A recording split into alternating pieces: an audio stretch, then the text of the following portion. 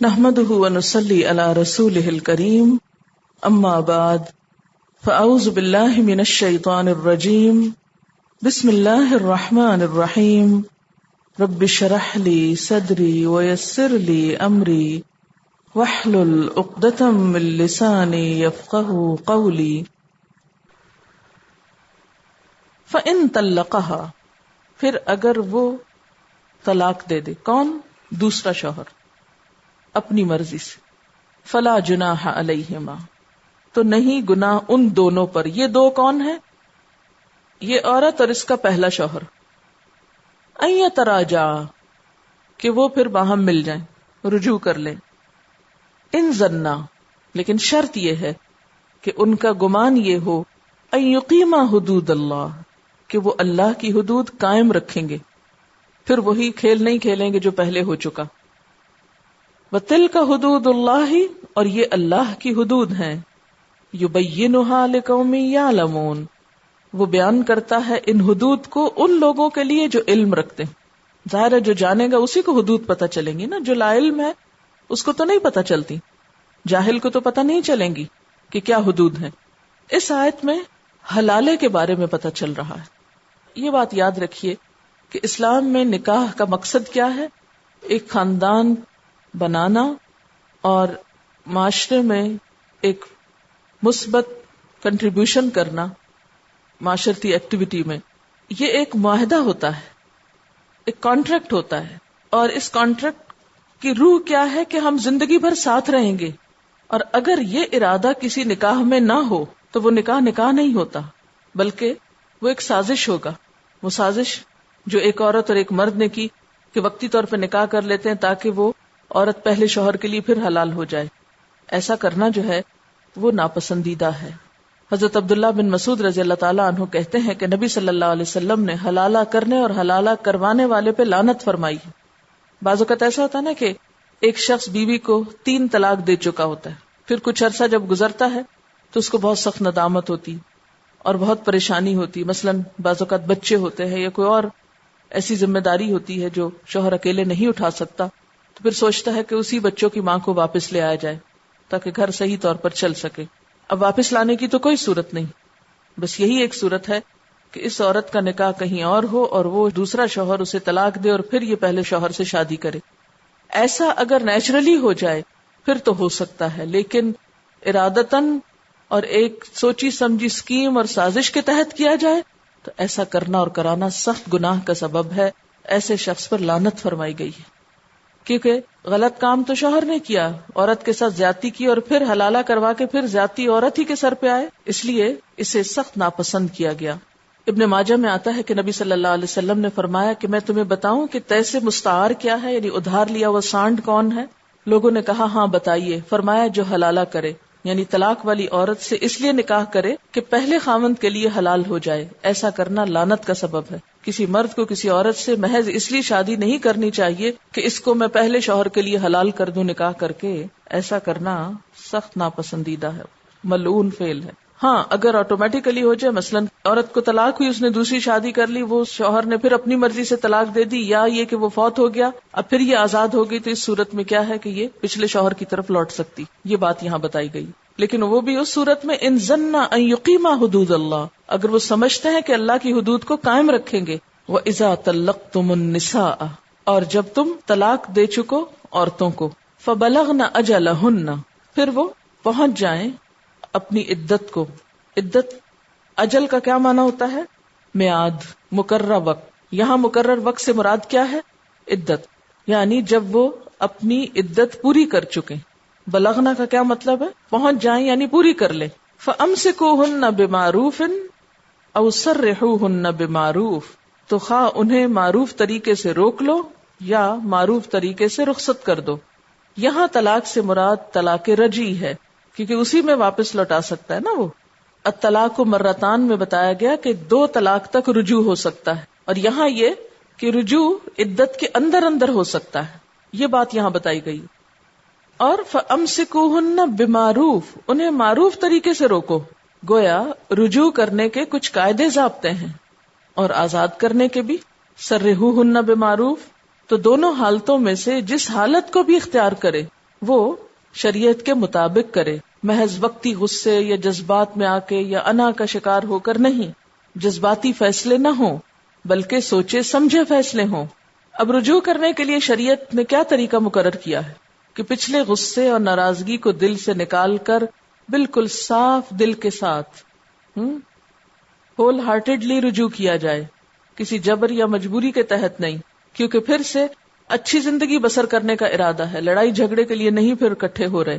حقوق کو ادا کرنے کی نیت سے رجوع ہو، عورت کو ستانے کے لیے رجوع نہ ہو. جیسے وہ اپنے پیچھے پڑا تھا نا کہ دور جاہلیت میں لوگوں نے کیا بنا لیا تھا، اس کو کھیل بنا لیا تھا، جب چاہو طلاق دو، جب چاہو رجوع کر لو، کوئی حد ہی نہیں اس کی. کیونکہ آگے آتا ہے نا وَلَا تُمْسِكُوهُنَّ ضِرَارًا لِتَعْتَدُوا، تم نہ روکو ان کو نقصان دینے کے لیے، تکلیف دینے کے لیے کہ تم زیادتی کر سکو. یعنی رجوع اس لیے نہ کرو کہ عورت پہ زیادتی کر سکو، عورت کو ستا سکو. کسی غم و غصے کے اظہار کے لیے یا عورت کو ٹارچر کرنے کے لیے رجوع نہ کرو. اگر بھلے طریقے سے رہنا ہے تو رجوع کرو. اب کتنی زبردست تعلیم ہے جو دی جا رہی ہے مردوں کو. اگر واقعی یہ تعلیم ہمارے ہاں عام ہو جائے اور لوگوں کو پتہ چل جائے تو کوئی کسی پہ زیادتی نہ کرے.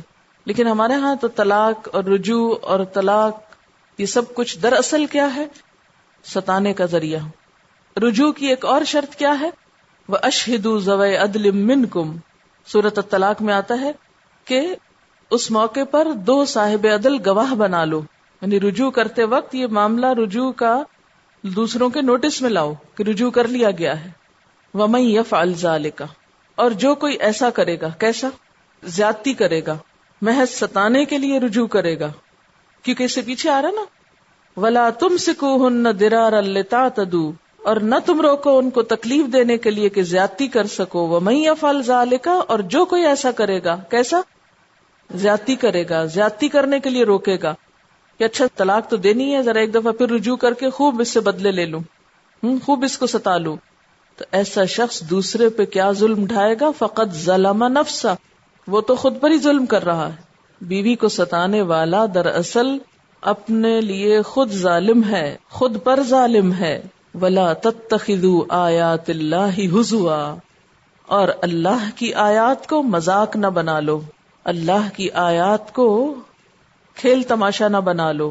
مذاق بنانے یا اڑانے کا کیا مطلب ہے؟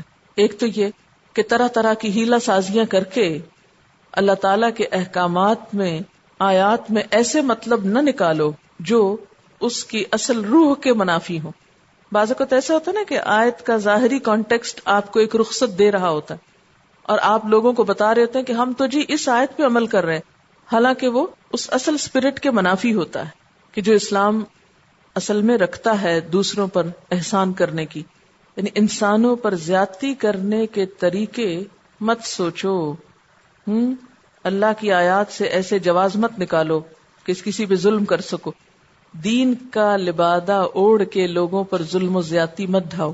دین نے جو تم کو رخصتیں دی ہیں، جو جواز دیے ہیں، یا اگر شوہر کو حق کے طلاق دیا ہے تو اس حق کو دوسروں کے ستانے کے لیے مت استعمال کرو.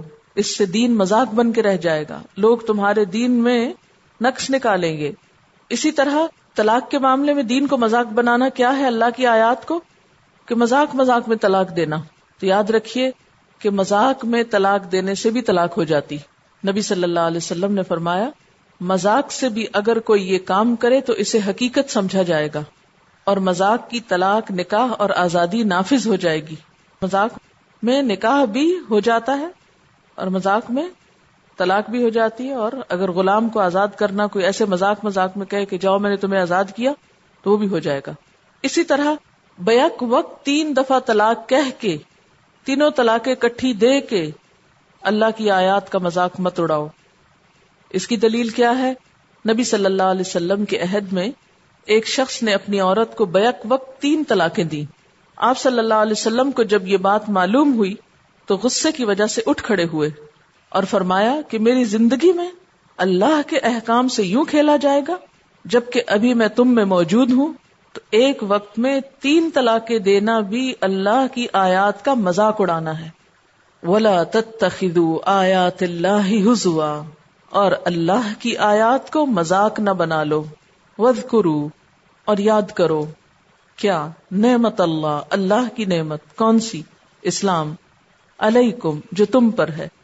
یہ جو سارے طریقے اور سلیقے تم کو سکھائے جا رہے ہیں یہ انعام ہے اللہ کا، مہربانی ہے اس کی کہ اس نے تمہیں یہ سب کچھ خود سکھایا. وما انزل علیکم من الکتاب والحکمہ، اور جو بھی اس نے کتاب و حکمت میں سے اتارا. اس کا کیا مطلب ہے؟ کتاب بھی اتاری ہے اور حکمت بھی اس نے اتاری ہے. حکمت کیا ہوتی؟ نبی صلی اللہ علیہ وسلم کی احادیث. یعظکم بہ، یعنی محض قرآن ہی نہیں بلکہ نبی صلی اللہ علیہ وسلم پر جو حکمت اتاری گئی ہے اس کی پابندی بھی لازم ہے. وہ نصیحت کرتا ہے تم کو ساتھ اس کے کس کے؟ کتاب اور حکمت کے اور دین کے. واتقوا اللہ، اور ڈرو اللہ سے. وَاعْلَمُوا، اور جان لو. ان اللہ، بے شک اللہ تعالی. بِكُلِّ شَيْءٍ علیم، ہر چیز کو جاننے والا ہے. یاد رکھو اللہ سب کچھ جانتا ہے، اللہ کو سب کچھ معلوم ہے. تمہاری ہر حالت، ہر نیت، ہر عمل اس کو معلوم ہے. وَإِذَا طَلَّقْتُمُ النِّسَاءَ، اور جب تم طلاق دے چکو عورتوں کو.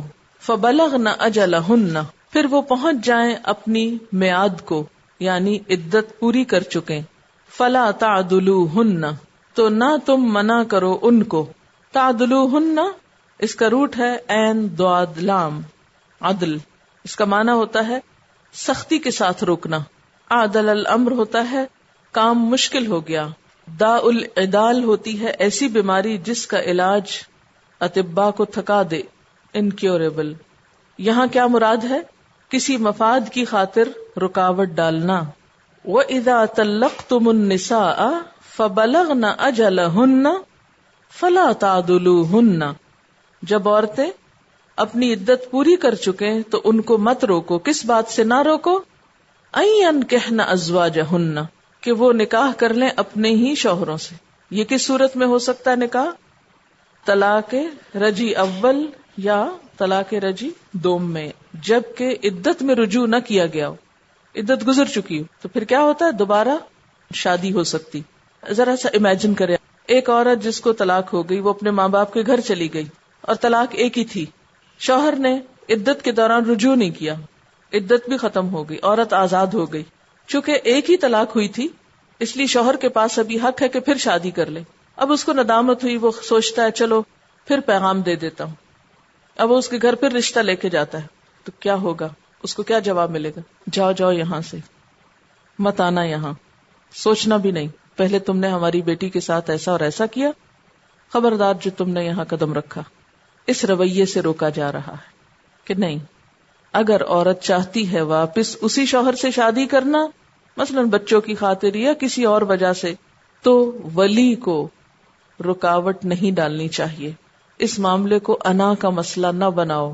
یعنی عدت گزرنے کے بعد اگر سابقہ خامند اور بیوی باہم رضامندی سے دوبارہ نکاح کرنا چاہیں تو ان کو مت روکو، کیونکہ آگے شرط آ رہی نا، اذا ترادوا بینہم، جب وہ آپس میں ایک دوسرے سے راضی ہو جائے.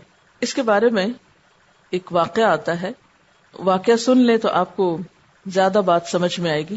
معقل بن یسار رضی اللہ تعالی عنہ کہتے ہیں کہ میں نے اپنی بہن کا نکاح ایک مرد سے کیا، اس نے میری بہن کو طلاق دے دی. جب اس کی عدت پوری ہو گئی تو اس نے دوبارہ نکاح کا پیغام بھیج دیا.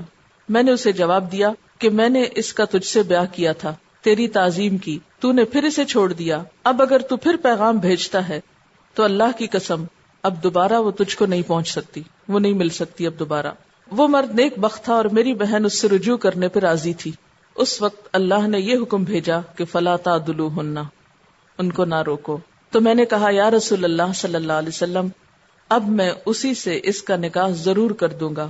تو اس پر پھر انہوں نے کیا کیا؟ یہ حکم سن کر دوبارہ نکاح بھی کر دیا، اللہ کے حکم کے آگے سر جھکا دیا اور قسم کا کفارہ دے دیا. یعنی اس سے کیا پتہ چلتا ہے کہ انسان کو معاشرتی معاملات میں صلح، بہتری اور بہتر صورتحال کو اپنانے کے لیے اپنی انا اور اپنی ناک کا مسئلہ نہیں بنانا چاہیے. اگر حالات یہ بتاتے ہوں کہ عورت کا پھر اسی گھر میں واپس جانا زیادہ بہتر ہے بنسبت گھر بیٹھ رہنے کے یا کہیں اور جانے کے، جبکہ پتہ بھی ہو، جیسے ہمارے معاشرے میں ہوتا ہے کہ طلاق یافتہ عورت سے کوئی اور شادی کرنے کو تیار نہیں ہوتا، تو ایسی صورت میں تم مشکلات پیدا نہ کرو. اس سے ایک اور بات بھی پتہ چل رہی، مت روکو، یہ کس کو کہا جا رہا ہے؟ ولی کو. تو اس سے کیا پتہ چلتا ہے کہ نکاح میں ولی کا ایک بہت اہم کردار ہے. اگر ولی کے بغیر ہی نکاح ہو جاتا تو پھر تو ولی کو کہنے کی کچھ ضرورت ہی نہیں تھی، عورت خود ہی اٹھ کے نکاح کر لیتی اپنا. حدیث میں آتا ہے لا نکاح الا بولی، ولی کے بغیر نکاح درست نہیں ہوتا. اور یہاں ولی کو اپنا حق کے ولایت غلط طور پر استعمال کرنے سے روکا جا رہا ہے. ایک اور حدیث میں آتا ہے ترمذی کی کہ ولی کی اجازت کے بغیر جو عورت اپنا نکاح کرے اس کا نکاح باطل ہے، باطل ہے، باطل ہے. 3 دفعہ آپ نے یہ بات فرمائی. اور اگر کسی عورت کا کوئی ولی نہیں تو پھر اس کا ولی کون ہوگا؟ سلطان. اور اگر ولی آپس میں جھگڑ پڑے، مثلا باپ کہتا ہے میں اپنی بیٹی کی شادی فلاں جگہ کروں گا اور بیٹا کہتا ہے میں نہیں ہونے دوں گا، اور گھر میں ایک فساد ہو جائے، تو ایسی صورت میں حدیث میں آتا ہے فَإِنِ اشْتَجَرُوا، اگر اولیاء آپس میں جھگڑ پڑے فَالسُّلْطَانُ وَلِيٌّ مَّن لَّا وَلِيَّ لَهُ، اگر کسی عورت کی ولایت میں اختلاف ہو جائے تو سلطان یعنی بادشاہ وقت یا حاکم وقت اس عورت کا ولی ہوگا. لیکن کوئی عورت چپکے سے خفیہ اکیلے میں کہیں جا کے کسی مرد سے نکاح نہیں کر سکتی. اس میں بہت سی خرابیاں ہو جاتی کیونکہ عورت کی پروٹیکشن ختم ہو جاتی ہے. اسی لیے گھر سے بھاگ جانا لڑکیوں کا اور بغیر ولی کے نکاح کر لینا جو ہے وہ درست نہیں. یہاں ایک اور بات بھی کہی جا رہی، اذا ترادوا، جب وہ آپس میں رضامند ہوں. اور اگر وہ آپس میں رضامند نہیں تو ولی کو زبردستی نہیں کرنی چاہیے. مثلاً اگر ایک عورت کو طلاق ہو گئی، عدت گزر گئی، اسی شوہر نے پھر پیغام بھیج دیا، اب ولی کیا کہتا ہے کہ میرے سر سے اترے لڑکی چلی جائے واپس، لیکن لڑکی نہیں جانا چاہتی، تو جبرن نکاح نہیں کرنا چاہیے. نکاح کے معاملے میں اگرچہ ولی کو اختیار ہے، لیکن اس کے ساتھ ساتھ لڑکی کو بھی اس بات کی سہولت بخشی گئی ہے کہ نکاح کے معاملے میں اپنی پسند و ناپسند کا اظہار کر سکے. حضرت ابو ہریرہ رضی اللہ تعالی عنہ کہتے ہیں کہ نبی صلی اللہ علیہ وسلم نے فرمایا بیوہ یا مطلقہ عورت کا اس وقت تک نکاح نہ کیا جائے جب تک اس سے صاف صاف زبان سے اجازت نہ لے لی جائے. یعنی بیوہ اور طلاق یافتہ عورت کا نکاح اس وقت تک نہیں کرنا چاہیے جب تک کہ کیا نہ ہو، اس سے بلوا کے اس کی اجازت نہ لے لی جائے. اسی طرح کنواری لڑکی کا بھی نکاح نہ کیا جائے جب تک کہ وہ اجازت نہ دے دے. اسی لیے آپ نے دیکھا ہوگا نا جب نکاح ہو رہا ہوتا ہے تو وہ آدمی آتے ہیں اور وہ پوچھتے ہیں اچھا تم راضی ہو اس پہ؟ صحابہ نے عرض کیا یا رسول اللہ صلی اللہ علیہ وسلم، کنواری اذن کیوں کر دے گی؟ کنواری لڑکی تو بولتی نہیں. آپ نے فرمایا اس کا چپ رہنا ہی اس کا اذن ہے، یعنی شرم کے مارے کچھ نہیں کہتی. تو اگر لڑکی خاموش ہے تو اس کا مطلب ہے کہ خاموشی نیم رضا یا پوری رضا. اگرچہ ولی کا ہونا ضروری ہے لیکن ولی کو یہ اختیار نہیں دیا گیا کہ وہ جبر کرے عورت پر اور عورت کی مرضی کے خلاف زبردستی اس کا کہیں نکاح کر دے. اس کے بارے میں ایک حدیث ہے، خنسا بنت خزام انصاریہ کہتی ہیں کہ میرے باپ نے میرا نکاح کر دیا جبکہ میں سیبہ تھی. سیبہ کون ہوتی؟ جس کی پہلے سے شادی ہو چکی ہو، اور اس نکاح کو پسند نہیں کرتی تھی. یعنی جہاں میرا نکاح کر رہے تھے مجھے نہیں پسند تھا.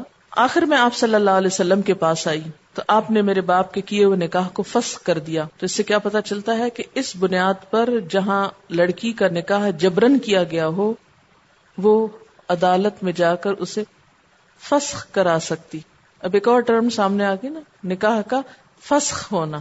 ایک تو نا نکاح جس میں 2 افراد باہم ملتے ہیں اور پھر ان کے الگ ہونے کے طریقے کیا ہے؟ طلاق، خلا، فسخ.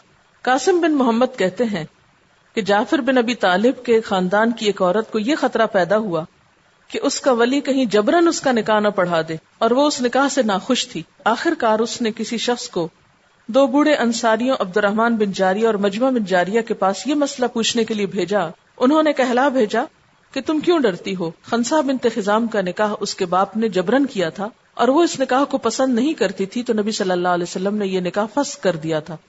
یعنی تمہارا نکاح بھی پھر فسخ ہو سکتا ہے. یاد رکھیے کہ عورت جب خلا کے لیے عدالت میں جاتی ہے تو نکاح وہاں فسخ کیا جاتا ہے. ٹھیک ہے، یعنی اگر شوہر طلاق نہیں دیتا تو پھر عدالت کے ذریعے فسخ کیا جاتا ہے. فسخ فے کے ساتھ شروع ہونے والے فعل میں کیا ہوتا ہے؟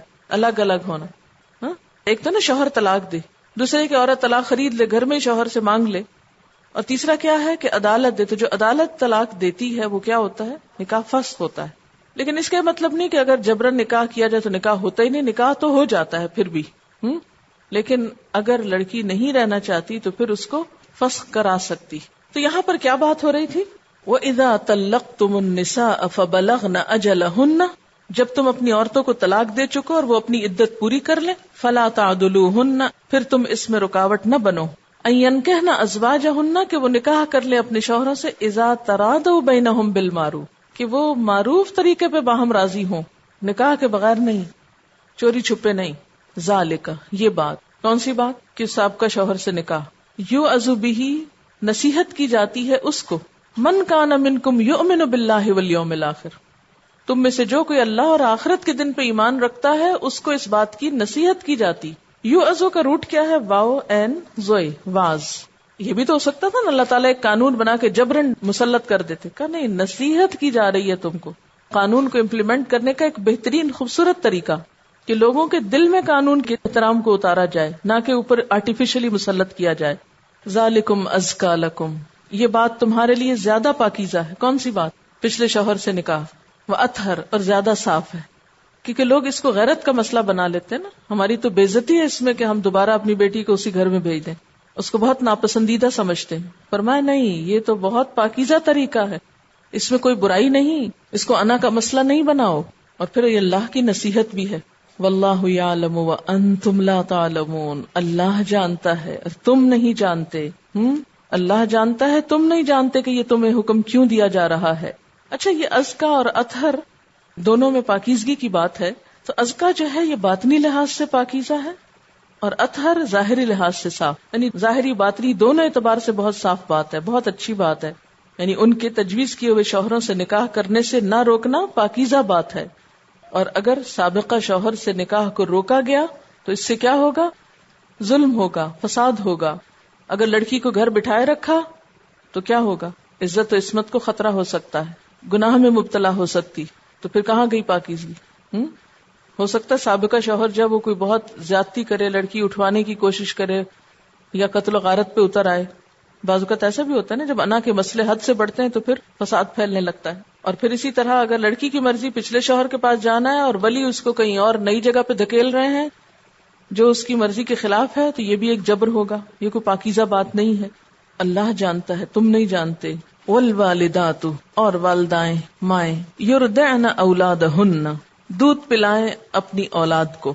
مائیں اپنی اولاد کو دودھ پلایا کریں. رے دال عین رضعا، اس کا روٹ ہے دودھ پلانا. کب تک؟ حولین کاملین، 2 پورے سال، 2 سال پورے. حول ہے واو لام، حول حال یحول، حول کا مطلب ہوتا ہے گردش کرنا. تو سال کو بھی سال اس لیے کہتے ہیں نا کہ جہاں سے شروع ہوتا ہے وہیں پر گردش کر کے آ جاتا ہے. اور کاملین کامل سے ہے، تو حولین کی صفت کاملین ہے. لمن ارادہ، جو کوئی ارادہ کرے، جو کوئی چاہے. کیا چاہے؟ ان یتم الرضاعہ، کہ مدت رضاعت پوری کرے. مدت رضاعت 2 سال ہے، جو پوری مدت رضاعت تک دودھ پلانا چاہتا ہے وہ 2 سال تک پلائے. وعلی المولود لہ رزقہن وکسوتہن، باپ پر بچے کی ماں کا کھانا کپڑا ہے. اس کو بولتے ہیں نا نان نفقہ. عام حالات میں تو کیا ہے کہ خواہ بچہ پیدا ہوا ہو یا نہ ہوا ہو، شوہر کی ذمہ داری ہے بیوی کو نان نفقہ دے. لیکن اگر طلاق بھی ہو جائے تو اس کے بعد اگر عورت بچے کو دودھ پلاتی ہے تو بھی اس عورت کا کھانا کپڑا کون دے گا؟ شوہر دے گا، بچے کا باپ دے گا. اس سے آپ دیکھیں کہ عورت کے حقوق کو کس طرح پروٹیکٹ کیا گیا ہے. اور کیسے دے گا؟ بالمعروف، بھلے طریقے سے، معروف طریقے سے. لا تکلف، نہیں تکلیف دی جاتی، نفسن کسی شخص کو، الا وسعہا، مگر اس کی وسعت کے مطابق. یعنی کوئی مرد یہ نہ سمجھے کہ یہ اس پر زیادتی کی بات ہے، طلاق بھی میں دے چکا ہوں پھر بھی عورت کو کھانا کپڑا دوں. نہیں، دینا ہوگا. یہ زیادتی نہیں، اس لیے کہ ابھی عورت اپنی ذمہ داری پوری کر رہی ہے. اگر عورت پوری کر رہی ہے تو تمہیں بھی پوری کرنی ہے، اور یہ وسعت سے باہر نہیں. ظاہر ہے اگر وہ تمہاری بیوی ہوتی تو جب بھی تمہیں دینا ہی تھا. لا تضار والدۃ، نہ نقصان دیا جائے والدہ کو، ماں کو، بولدہا، اپنے بچے کی وجہ سے. یعنی کسی ماں کو ایکسپلائٹ نہ کیا جائے کہ وہ بچے کو دودھ پلا رہی ہے تو اس کو تکلیف پہنچائی جائے. ماں کو تکلیف کیسے پہنچائی جا سکتی؟ مثلاً یہ کہ ماں بچے کو اپنے پاس رکھنا چاہے لیکن ممتا کے اس رویے کو نظر انداز کرتے ہوئے اس سے بچہ زبردستی چھین لیا جائے، تو بچے کا چھینا جانا ماں کو تکلیف پہنچانا ہے. یا پھر کیا ہو کہ بغیر اس کا خرچ اٹھائے اسے دودھ پلانے پہ مجبور کیا جائے، کہ ماں اپنی محبت میں ممتا کی ماری دودھ پلا رہی ہے اور شوہر اس سے ناجائز فائدہ اٹھائے اور اسے کوئی خرچہ نہ دے کہ ٹھیک ہے پلاتی رہے، کیونکہ مجبور ہے تو اس کی مجبوری سے فائدہ نہ اٹھایا جائے. ولا مولود لہ بولدہ، اور نہ ہی مولود لہ یعنی باپ کو بولدہ اس کے بچے کی وجہ سے کوئی نقصان دیا جائے. باپ کو کیسے نقصان ہو سکتا ہے؟ مثلاً یہ کہ ماں دودھ پلانے سے انکار کر دے صرف اس لیے کہ اچھا نہ ذرا پریشان ہو، یہ روئے دھوئے گا بچہ تو اس کو سمجھ میں آئے گی، یا یہ کہ ضرورت سے زائد خرچ مانگے، یا ماں بچے کو نقصان دے کر باپ کو تنگ کرے، مثلاً اس کی کیئر نہ کرے. عام طور پر تو ماں ایسی نہیں ہوتی، لیکن بسا اوقات غصے میں آ کر اور شوہر پہ غصے کی وجہ سے ماں بچوں کو ہی مارتی پیٹتی ہے یا ان کو نقصان دیتی، اپنا غصہ ان پہ نکالتی. تو ایسا بھی نہ ہو. اور اسی طرح عورت کہیں اور نکاح بھی کر لے پھر بھی سابقہ شوہر سے اجرت مانگے، تو ایسا کرنا ممنوع ہے. وَعَلَى الْوَارِثِ، اور اوپر وارث کے. کس کے وارث کے؟ بچے کے وارث کے. مثل ذالک، اسی کی طرح. یہ کس صورت میں وارث ہوگا؟ جب باپ فوت ہو جائے تو اس کے بعد بچہ پیچھے یتیم رہ گیا. مطلقہ کی عدت میں تو باپ کھانا کپڑا دے رہا ہے، اب باپ فوت ہو گیا ہے اور عورت عدت میں ہے اور بچے کو دودھ بھی پلا رہی ہے، تو اب خرچہ وارث دے گا. وارث کون کون ہو سکتے ہیں اس کے؟ ایک تو پہلے ماں ہی ہو سکتی ہے، پھر اسی طرح اور بھی جو اس بچے کا وارث ہوگا وہ اس پر خرچ کرے گا حق وراثت کی وجہ سے، اس بچے کی تعلیم و تربیت، اس کی پرورش پر.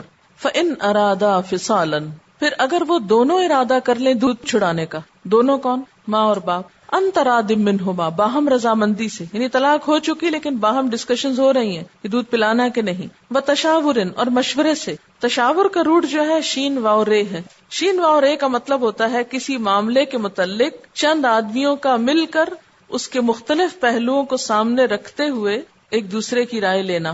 تو اس سے شور ہو جاتا ہے نا جب ڈسکشن ہوتی ہے، تو مشورہ ہوتا ہے.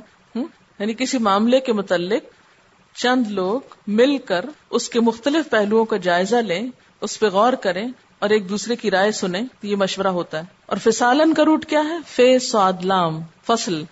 دو چیزوں کو اس طرح علیحدہ کر دینا کہ ان کے درمیان فاصلہ ہو جائے. فاصلہ بھی تو اسی سے ہے نا. تو فصالن کا کیا مطلب ہے؟ وہ بچہ جو کل ماں کے پیٹ میں ساتھ جڑا ہوا تھا، پھر دودھ پیتے ہوئے ساتھ رہا، اب دودھ جب چھٹ رہا ہے تو وہ الگ الگ ہو گئے، فاصلہ ہو گیا، ڈسٹینس آ گیا. فَإِنْ أَرَادَا، اگر ماں اور باپ دونوں ارادہ کر لیں باہم مشورے کے ساتھ، باہم رضامندی کے ساتھ کہ بچے کا دودھ چھڑانا ہے، یہ اپنی ماں اس کو دودھ نہیں پلائے گی، فَلَا جُنَاحَ عَلَيْهِمَا، تو اس میں بھی کوئی گناہ نہیں. بعض اوقات مجبوریاں ہوتی ہیں، عورت کہیں اور شادی کر رہی ہے یا اتنی دور چلی گئی ہے، اس کے ماں باپ کا گھر دوسرے ملک میں، تب وہ یہاں رہ کے کہاں بچے کو دودھ پلائے، تو ایسی صورت میں ناجائز طور پر ستایا نہیں گیا. وَإِنْ أَرَدْتُمْ، اور اگر تم ارادہ کر لو کس بات کا؟ ان تسترضعوا اولادکم، کہ تم دودھ پلواؤ اپنی اولاد کو، یعنی کسی اور سے. فلا جناح علیکم، تو اس میں بھی کوئی گناہ نہیں. یعنی اصلی ماں اگر دودھ نہیں پلا رہی اور کسی دایا وغیرہ سے یا کسی اور عورت سے دودھ پلانے کی بات طے ہو گئی تو کوئی بات نہیں، اس میں بھی گناہ نہیں. یعنی ایک بچے کا اپنی ماں کے علاوہ کسی دوسری عورت کا دودھ پینا کوئی گناہ کی بات نہیں. ماں کو چھڑا کے کسی اور سے پلوانے میں گناہ نہیں، جبکہ باہم مشورے سے یہ ہو. لیکن شرط یہ ہے کہ جس سے دودھ پلوا رہے اس کو معاوضہ دو. اذا سلمتم ما آتیتم بالمعروف، جبکہ تم نے ادا کر دیا، جب تم ادا کر دو کیا؟ ما آتیتم، جو تم نے اجرت طے کی تھی، جو دینا کیا تھا تم نے، بالمعروف، بھلے طریقے سے. واتقوا اللہ، اور ڈرو اللہ سے. وَاعْلَمُوا، اور جان لو. کیا جان لو؟ ان اللہ، بے شک اللہ تعالی، بما تعملون، ساتھ اس کے جو تم عمل کر رہے ہو، اچھا یا برا، کسی کا حق دے رہے ہو یا اس پہ زیادتی کر رہے ہو، بصیر، وہ اس کو خوب دیکھ رہا ہے، اس کو سب پتا ہے. وآخر دعوانا ان الحمد للہ رب العالمین. سبحانک اللہم وبحمدک، نشہد ان لا الہ الا انت، نستغفرک ونتوب الیک.